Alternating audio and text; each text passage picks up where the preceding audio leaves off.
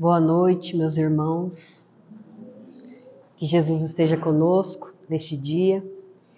E o tema que foi preparado para a reflexão desta última noite da nossa Semana Espírita foi o tema Faça florescer a paz em seu lar. E quando nós pensamos em paz, nós pensamos em calma, tranquilidade, esse estado que raras vezes eu, pelo menos, tive a condição de sentir nesta encarnação. E a paz, ela é desejada até mesmo pelas crianças. O mundo inteiro hoje fala de paz, pede a paz, clama por essa paz. Mas como nós podemos cultivar a paz? E aqui eu quis trazer essa palavra, cultivo,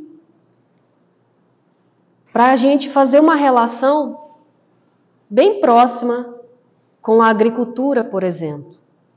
Quando nós vamos cultivar alguma planta, o que nós precisamos fazer? Primeiro, preparar o solo, soltar a terra, para que ela esteja apta para receber a semente. Nós precisamos, muitas vezes, tirar as ervas daninhas. Nós precisamos adubar, fertilizá-la, para daí então lançar a semente, para essa semente ser cuidada. Também não é só lançar a semente e esquecer, nós precisamos cuidar dela, para que ela de fato germine e possa florescer e frutificar. E Emmanuel, no livro Vinha de Luz, Psicografia de Chico, ele traz para nós uma frase que diz que para que um homem seja filho da paz, é imprescindível trabalhar intensamente no mundo íntimo. Muitas vezes nós desejamos a paz, mas desejamos que ela aconteça de forma mágica. Desejamos que o mundo fique em paz, o mundo externo, as pessoas, os ambientes. E qual é o nosso movimento para que essa paz aconteça?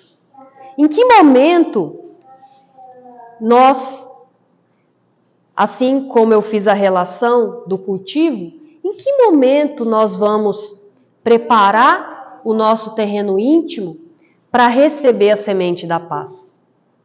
Porque é muito fácil nós desejarmos a paz do mundo, o fim das guerras, a paz no trânsito. É muito fácil.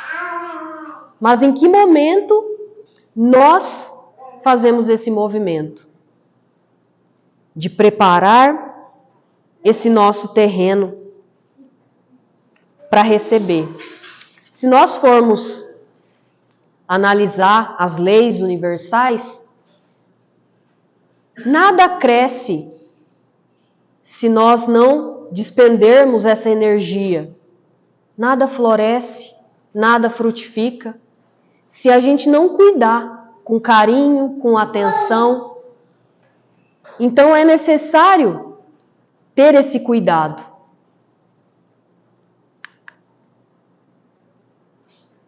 E vem mais uma pergunta.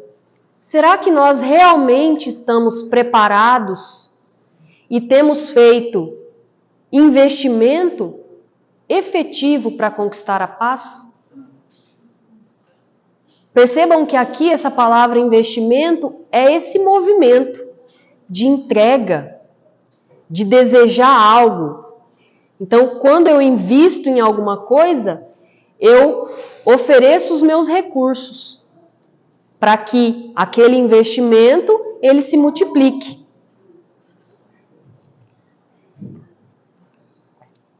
Enquanto eu estava preparando a mensagem da noite, eu me lembrei da parábola do semeador. Na parábola do semeador, nós temos aquelas sementes que caíram à beira do caminho e os pássaros comeram. Nós temos as sementes que caíram nas pedras, nos espinheiros, elas não vingaram. É necessário que para o alcance dessa paz, a conquista dessa paz, haja um ambiente propício para isso. E muitas vezes, no mundo que nós vivemos, esse mundo que nos oferece tantas distrações, tantos afazeres, tantas problemáticas, a gente se vê fora dessa noção do que é necessário para conquistar a paz. E às vezes a gente quer achar ela lá fora. A gente quer encontrar a paz lá fora. Mas a pergunta inicial, ou a reflexão inicial é: faça florescer a paz em seu lar, no seu íntimo, no lugar mais especial que nós temos, em nós. É o primeiro lugar. Ninguém oferece aquilo que não tem. Nós só oferecemos daquilo que nós possuímos. Muitas vezes nós falamos: eu perdi a paciência, ele tirou a minha paz. Ninguém tira a nossa paz se nós estamos em paz. Então é uma reflexão que a gente precisa parar um pouquinho e pensar: será que realmente nós conseguimos conquistar essa paz? Na questão 909 de O Livro dos Espíritos, Kardec pergunta: poderia sempre o homem, pelos seus esforços, vencer as suas más inclinações? E os espíritos respondem sim. E frequentemente fazendo esforços muito insignificantes. O que lhe falta é a vontade. Ah, quão poucos dentre vós fazem esforços. Quando eu li essa resposta, eu fiquei envergonhada.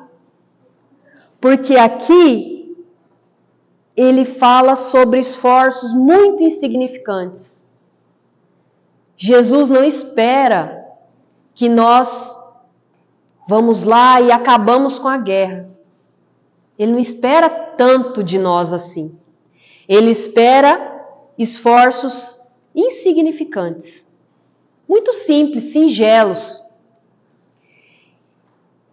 E às vezes, nós vamos, ao invés de alimentar e preparar o nosso terreno íntimo para receber a semente da paz, nós fazemos o contrário.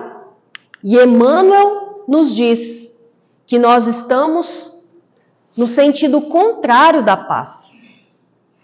Emmanuel vem nos alertar. Então, além de nós não nos esforçarmos, de nós não termos vontade de preparar o nosso terreno e plantar a semente da paz, nós estamos indo no sentido contrário, na contramão da conquista da paz. Esse alerta de Emmanuel é muito sério para nós.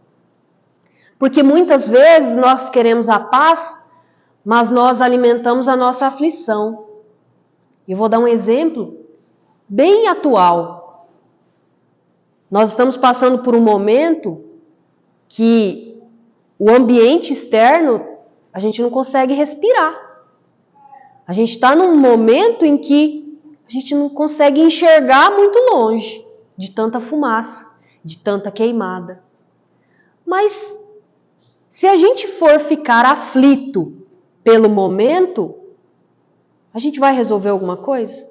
Só a aflição em si resolve o problema? Na época da pandemia, resolveu ficar tão aflito, tão desesperado, alimentar tanto medo, tanta angústia? Não resolve. Ele continua. Muitas vezes nós achamos que a paz, ela está na inércia. Ela está como se fosse uma água parada. Não sei se vocês já se depararam com uma poça de água na estrada, bem paradinha, que reflete até o céu. É uma poça de água parada. Parece que está tudo em paz. Mas aquela água é uma água saudável? A gente pode beber daquela água? Não podemos. Apesar de demonstrar paz naquela inércia, ali não está a paz. Ali nós não alcançamos. A inércia não é o caminho da paz. Muito menos a preguiça. Que às vezes a gente fala, hoje eu quero paz. Eu vou para casa e eu não quero ninguém me incomodando. Deito no sofá, ligo a TV, com a TV ligada e o celular na mão. Passo o dia inteiro naquele processo. No final da tarde, nós estamos mais cansados, esgotados, e isso ao longo do tempo, inclusive, nos adoece. É na contramão. Muitas vezes, nós alimentamos a violência nos nossos atos, nas nossas palavras e nos nossos pensamentos. Ali, nas nossas redes sociais, às vezes a gente não agrediu ninguém, mas em todo momento eu estou pensando mal de alguém, julgando o que aquela pessoa está fazendo. Nós sabemos que nós somos energia. Tudo que eu pensar, e se eu pensar mal, eu também estou cometendo uma violência contra alguém. Não é só nas minhas atitudes, pensamento também. O pensamento é vivo, ele cria. Tudo inicia pelo pensamento. Depois o sentimento, depois as nossas atitudes. Então vamos tomar cuidado com os nossos pensamentos. Emmanuel ainda fala do nosso pessimismo, de achar que o mundo não tem mais jeito. A gente vem num processo que parece que as coisas estão piorando, mas o próprio Divaldo nos alerta que não é assim. O mundo não está piorando. É porque agora tudo está tão à mostra. O problema que acontece lá na minha casa, eu posto na rede social, o vizinho também posta, todo mundo compartilha e a gente fica naquele processo remoendo as problemáticas de todo mundo. Então parece que tem muito problema, mas não tem. Só está sendo muito divulgado. O mundo vem melhorando, nós estamos melhorando, mas é um passo de cada vez. A maledicência, falar mal, alimentar o mal, também vai na contramão. E o julgamento. E nós poderíamos listar aí muitas outras coisas que eu prefiro parar por aqui, nessas situações que nós alimentamos. E eu prefiro trazer para vocês a frase de Jesus, que está lá em João, que diz: deixo-vos a paz, a minha paz vos dou. Não vou-la dou como o mundo dá. Não se turbe o vosso coração, nem se atemorize. Jesus, ele nos diz que vai oferecer a paz de Deus, não a paz do mundo. Qual é a paz do mundo? É a paz da inércia, da preguiça. Não é essa paz que Jesus vem nos oferecer. E para fazer a reflexão dessa passagem, eu quero trazer uma pequena história que tem o título A Paz Perfeita. E diz assim: havia um rei que ofereceu um grande prêmio ao artista que fosse capaz de captar numa pintura a paz perfeita. Foram muitos os artistas que tentaram. O rei observou e admirou todas as pinturas, mas houve apenas duas de que ele realmente gostou e teve que escolher entre ambas. A primeira era um lago muito tranquilo, um espelho perfeito, onde se refletiam plácidas montanhas que o rodeavam. Sobre elas encontrava-se um céu muito azul, com tênues nuvens brancas. Todos os que olharam para esta pintura pensaram que ela refletia a paz perfeita. A segunda pintura também tinha montanhas, mas estas eram escabrosas e estavam despidas de vegetação.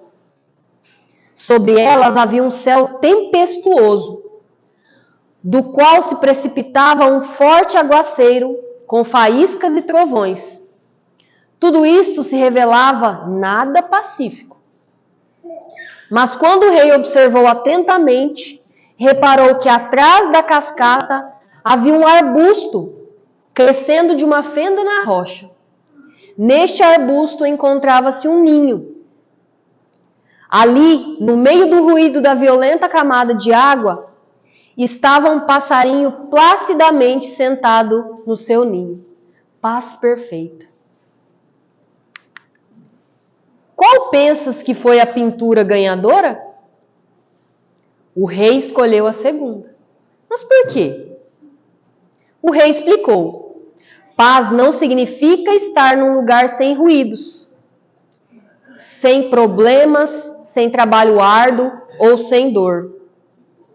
Paz significa que, apesar de se estar no meio de tudo isso, permaneçamos calmos no nosso coração. Este é o verdadeiro significado de paz. Essa pequena história é de um autor desconhecido, mas ela traz para nós muitas reflexões sobre a paz do mundo e a paz de Deus. E ela, de certo modo, acalenta o nosso coração, porque nós sabemos que ainda somos espíritos imperfeitos. Estamos aqui num planeta ainda de provas e expiações.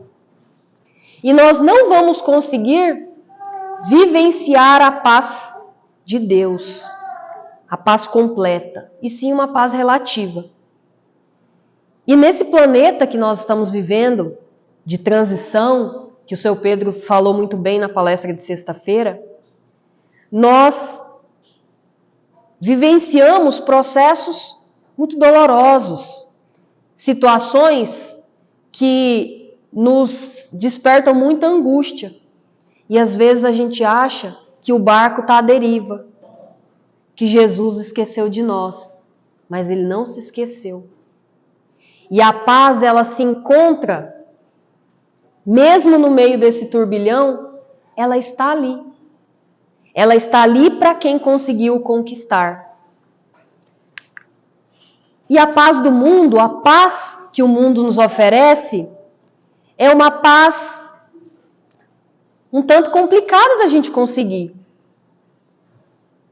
O mundo materialista diz que para nós termos paz, nós precisamos de uma casa perfeita, luxuosa. Nós precisamos trocar de carro todo ano. Se a gente não trocar, eu não tenho paz. Nós precisamos de um trabalho, de um emprego bem remunerado e que tenha prestígio. Senão eu não sou uma pessoa de sucesso. Senão eu não me enquadro. A paz do mundo, eu preciso ter uma família perfeita, que não tenha problemas, filhos muito bem educados, que não vão me envergonhar. Um marido excepcional, que faça todas as minhas vontades. A paz do mundo é uma paz complicada. Ela nos diz que eu preciso ter uma rede social e alimentar ela. Eu preciso mostrar para a sociedade o que eu faço, como a minha família é perfeita. Eu preciso ter um Instagram verificado, os mais jovens saberão do que eu estou falando, e com 20 mil seguidores, pelo menos. E ainda, para finalizar com chave de ouro, eu preciso de um corpo perfeito, aquele corpinho de modelo. Senão, a sociedade não vai me aceitar. Para a sociedade, eu não serei uma pessoa de sucesso, bem vista e benquista. A paz do mundo é uma paz difícil de conquistar.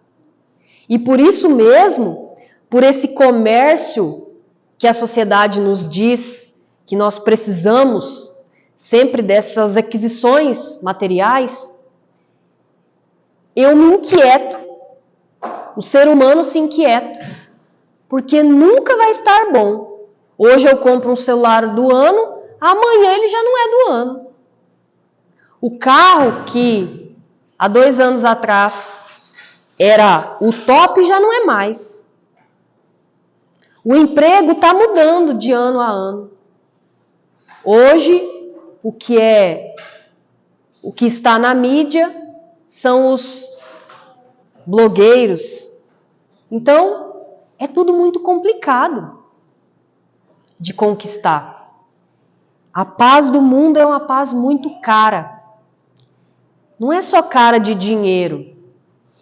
Porque para a gente conquistar tudo isso, eu preciso dedicar toda a minha vida, todo o meu tempo, toda a minha energia em busca dessas aquisições materiais.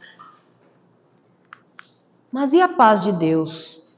Onde ela se encontra? De que forma que ela é conquistada? Jesus nos disse que vai nos dar a paz não como o mundo dá. Não é essa paz que eu mencionei há pouco. É uma paz diferente. E eu quis trazer essa imagem porque nessa imagem eu consegui encontrar a paz de Deus. Em um ambiente, a princípio de muita destruição, nós encontramos 3 crianças que, pelo que a imagem mostra, de muita fé, com esperança. Apesar de toda a dor, talvez essas crianças não tenham mais famílias, talvez elas estejam machucadas, feridas, talvez elas estejam com fome. Então, nada do que a gente considera que é uma tranquilidade, uma calma neste mundo, está apresentado nessa imagem. Mas é nessa imagem que nós observamos a paz de Deus. A fé que aqui neste mundo tudo é passageiro. E tudo tem uma importância muito pequena. Nós, enquanto espíritos imortais, que nós sabemos que nós somos, de que vale gastar tanto tempo adquirindo tantos bens materiais? Naquele capítulo que nós estávamos estudando há pouco, não se pode servir a Deus e a Mamon, nós conseguimos entender muito bem a diferença do tempo que é dedicado para as coisas materiais e do tempo que é dedicado para Deus. A que Senhor eu estou servindo? Não se pode servir a Deus e a Mamon. Ou é um ou é outro. Qual é a nossa escolha? Qual Deus nós estamos servindo? Os grandes espíritos que já estiveram encarnados aqui neste planeta, como por exemplo a Irmã Dulce, Martin Luther King, Chico Xavier, o apóstolo Paulo, todos conquistaram a paz de Deus, ainda que relativa para este mundo, mas eles conquistaram. Eles tiveram uma vida fácil, uma vida luxuosa, carro do ano, corpo perfeito? Nenhum deles. Exceto o apóstolo Paulo, que enquanto era Saulo, tinha muitas coisas, mas que abriu mão de tudo isso por Cristo. Mas todas essas figuras importantes, elas tiveram muita renúncia. Elas renunciaram a tudo, a todas as coisas deste mundo, para seguir a Jesus, para oferecer a sua vida a Deus. Emmanuel, no livro Paulo e Estevão, relata que o momento de maior elevação de Paulo foi quando ele estava tomando 39 chibatadas pela primeira vez. Vocês conseguem imaginar alguém sentindo a paz divina tomando 39 chibatadas? No momento de maior dor que talvez um ser humano seja capaz de vivenciar. Mas foi naquele momento onde lá fora a tempestade rugia na vida de Paulo. Ele estava em profundo sofrimento físico. Mas aqui dentro, ele estava vivenciando a serenidade, a tranquilidade.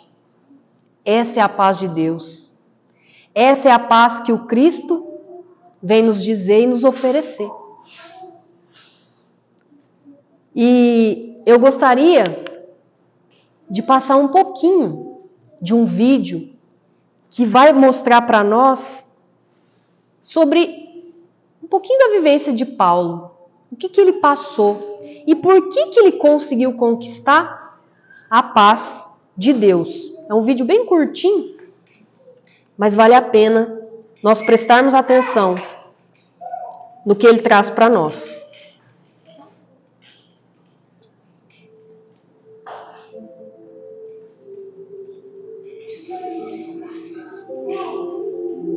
Eu fui para a direita, Cristo me mandou para a esquerda, eu fui para a esquerda. Ele Cristo me empurrou para a direita. Nenhum de nós caminhou com Cristo. Mas Paulo seguiu mais do que qualquer um de nós. Eu o vi ser espancado, eu o vi ser apedrejado, pelas ruas, viúvas e órfãos morrendo de fome. Nenéns nascidos pobres aldeados, rejeitados, repelidos, descartados, nesse mundo. Não sabe nada sobre o amor. E você decidiria no mundo como Cristo não desistiu de nós? Não. Amor é o único caminho. Eu sei em quem tenho crido. Estou certo da alegria no lugar aonde vou. Louvado seja Deus por ter posto você em minha vida, irmão. Não sei onde estaria sem você.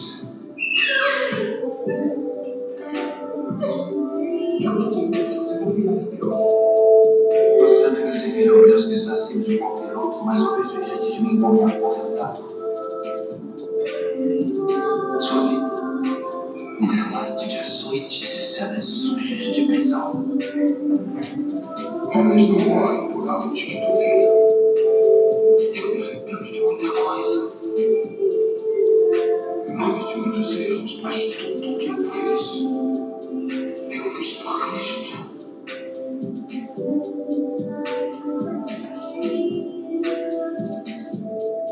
Não posso fazer mais nada.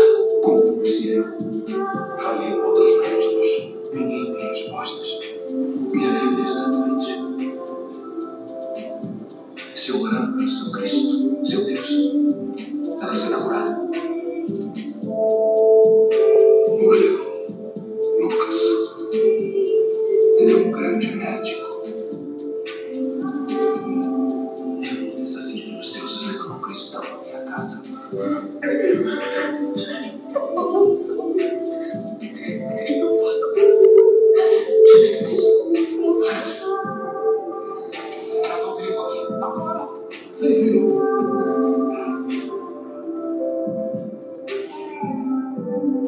Doutor, antes da sua filha está cheia de sangue, se não treinar, mulher. Só paga, por favor. Obrigado.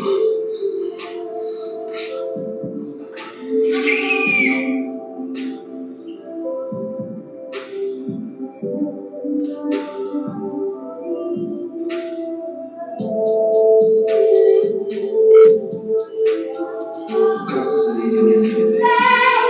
Ele não precisava salvá-la. Ele me enviou a um lugar para pegar um remédio. Estava cheio de sujinhos escondidos, eles estavam morrendo. Ele sabia que eu poderia delatá-los, mandar jogar todos na arena hoje. Não sou eu. É o próprio Cristo que olha para você e investigar as suas defesas. E nesse momento você entenderá que é totalmente conhecido de Deus. será completamente amado. Vou orar para que esse momento chegue a você.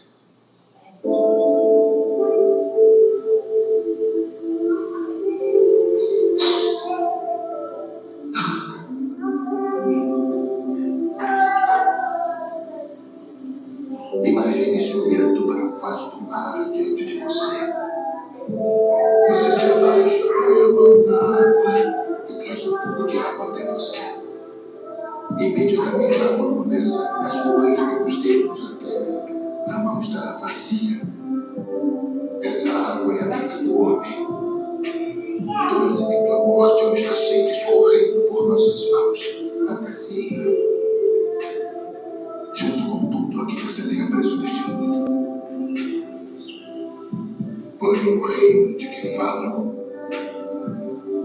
a qual eu vivo, é como o resto da água do mar.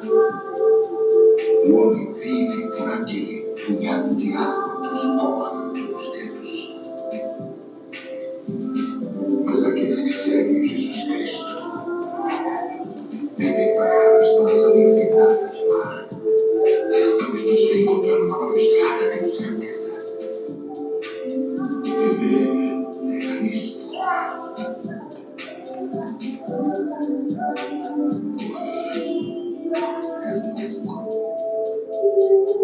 Gostei disso. Amor é o único caminho. Amor é o único caminho.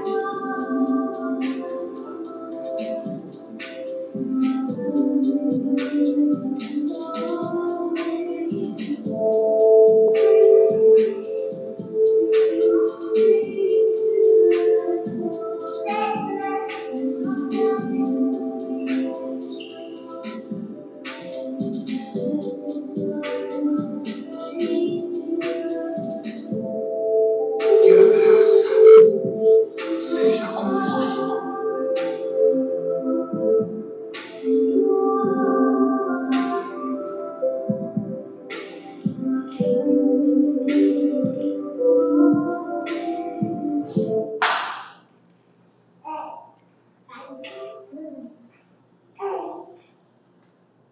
O apóstolo Paulo, ele tinha uma vida perfeita enquanto era Saulo. Ele tinha prestígio, tinha dinheiro, estava num cargo, apesar de ser judeu, estava num cargo que, assim como na nossa sociedade hoje, era um cargo que oferecia tudo o que ele quisesse. E amava uma linda mulher, Abigail. Mas na vida ele não tinha paz.